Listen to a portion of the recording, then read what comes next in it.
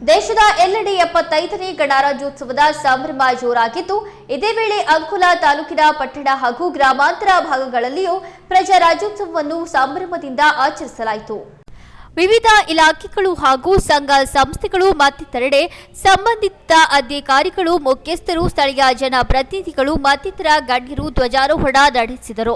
ಪಟ್ಟಣ ವ್ಯಾಪ್ತಿಯಲ್ಲಿ ವಿವಿಧ ಶಾಲಾ ಕಾಲೇಜುಗಳ ವಿದ್ಯಾರ್ಥಿಗಳು, ಪುಟಾಣಿ ಮಕ್ಕಳು ಆಕರ್ಷಕ ಪಥಸಂಚಲನ ನಡೆಸಿ ಹಬ್ಬದ ವಾತಾವರಣ ಮೂಡಿಸಿದರು. ಎನ್ಸಿಸಿ, ಸ್ಕೌಟ್ಸ್ ಗೈಡ್ಸ್ ವಿದ್ಯಾರ್ಥಿಗಳು ಶಿಸ್ತುಬದ್ಧ ಹೆಜ್ಜೆ ಇಟ್ಟು ಗಮನ ಸೆಳೆದರೆ, ಇತರೆ ವಿದ್ಯಾರ್ಥಿಗಳು ವಿಶೇಷ ವೇಷಭೂಷಣ ತೊಟ್ಟು ಮೆರವಣಿಗೆ ಅಂದ ಹೆಚ್ಚಿಸಿ ದೇಶಾಭಿಮಾನದ ಸಂದೇಶ ಸಾರಿದರು. ಇಸ್ರೋ ಸಾಧನೆ ಸೇರಿದಂತೆ ಇತರೆ ಸ್ತಬ್ಧ ಚಿತ್ರಗಳು ಗಮನ ಸೆಳೆದವು.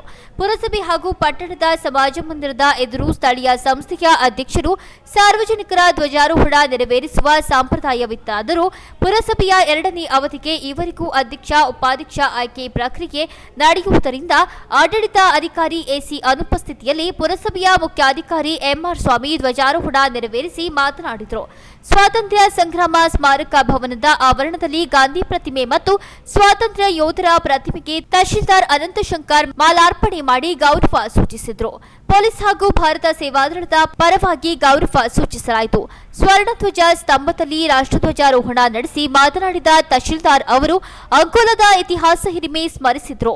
ವಿವಿಧ ಇಲಾಖೆಯ ಅಧಿಕಾರಿಗಳು, ಹಾಲಿ ಹಾಗೂ ಮಾಜಿ ಜನಪ್ರತಿನಿಧಿಗಳು, ಸಂಘ ಸಂಸ್ಥೆಗಳ ಪ್ರಮುಖರು, ಇತರೆ ಗಣ್ಯರು, ಶಾಲಾ ಕಾಲೇಜು ಮುಖ್ಯಸ್ಥರು, ಸಿಬ್ಬಂದಿಗಳು ಹಾಗೂ ವಿದ್ಯಾರ್ಥಿಗಳು ಪಾಲ್ಗೊಂಡಿದ್ದರು. ಪಥಸಂಚಲನ ಮೆರವಣಿಗೆಯಲ್ಲಿ ಉತ್ತಮ ಪ್ರದರ್ಶನ ನೀಡಿದ ಪ್ರಾಥಮಿಕ ಮತ್ತು ಮಾಧ್ಯಮಿಕ ವಿಭಾಗದ ಕೆಲ ಶಾಲೆಗಳಿಗೆ ಬಹುಮಾನ ವಿತರಿಸಲಾಯಿತು.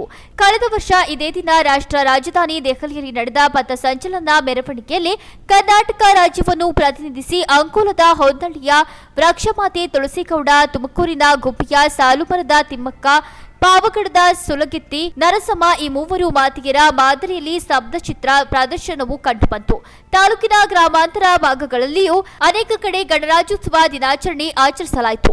75ನೇ ವರ್ಷ ಆಚರಣೆಯ ವೇಳೆ ತಾಲೂಕಾಡಳಿತದ ಕೆಲ ನಿಧಾನಗತಿಯ ನಡಿಗೆ ಮತ್ತಿತರ ವಿಚಾರಗಳ ಬಗ್ಗೆ ನೆರೆದ ಹಲವು ಹಿರಿಯರು ಕೊಂಚ ಬೇಸರ ವ್ಯಕ್ತಪಡಿಸಿದಂತಿತ್ತು. ಪತ್ರಕರ್ತರ ಸಂಘದ ವತಿಯಿಂದ ಜೈ ಹಿಂದ್ ಮೈದಾನದಲ್ಲಿ ಕ್ರಿಕೆಟ್ ಪಂದ್ಯಾವಳಿ ಆಯೋಜಿಸಲಾಗಿತ್ತು.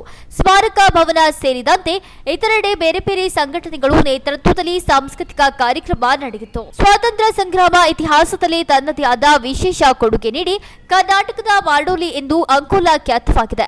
ಆದರೆ ಇಲ್ಲಿನ ಸ್ವಾತಂತ್ರ್ಯ ಸಂಗ್ರಾಮ ಸ್ಮಾರಕ ಭವನ ಮತ್ತಿತರ ಕಟ್ಟಡಗಳು ಹಾಗೂ ಆವರಣದಲ್ಲಿನ ಕೆಲ ಅವ್ಯವಸ್ಥೆಗಳು ಎಲ್ಲರಿಗೂ ಮುಜುಗರ ತರುವಂತಿದ್ದು, ಚುನಾವಣೆ ಬಂದಾಗ ಬೆಂಕಿ ಭಾಷಣ ಮಾಡುವ ಲೋಕಸಭಾ ಸದಸ್ಯರು, ಸಂಬಂಧಿತ ಇತರೆ ಜನಪ್ರತಿನಿಧಿಗಳು ಹಾಗೂ ಅಧಿಕಾರಿ ವರ್ಗ ಈಗಲಾದರೂ ಎಚ್ಚೆತ್ತು ಕನಿಷ್ಠ 25 ಕೋಟಿ ರೂಪಾಯಿನಲ್ಲಿ ಈ ಪ್ರದೇಶವನ್ನು ಅಭಿವೃದ್ಧಿಪಡಿಸಿ ರಾಷ್ಟ್ರೀಯ ಸ್ಮಾರಕವನ್ನಾಗಿ ರೂಪಿಸಬೇಕೆಂಬುದು ದೇಶಾಭಿಮಾನಿಗಳ ಆಶಯವಾಗಿದೆ.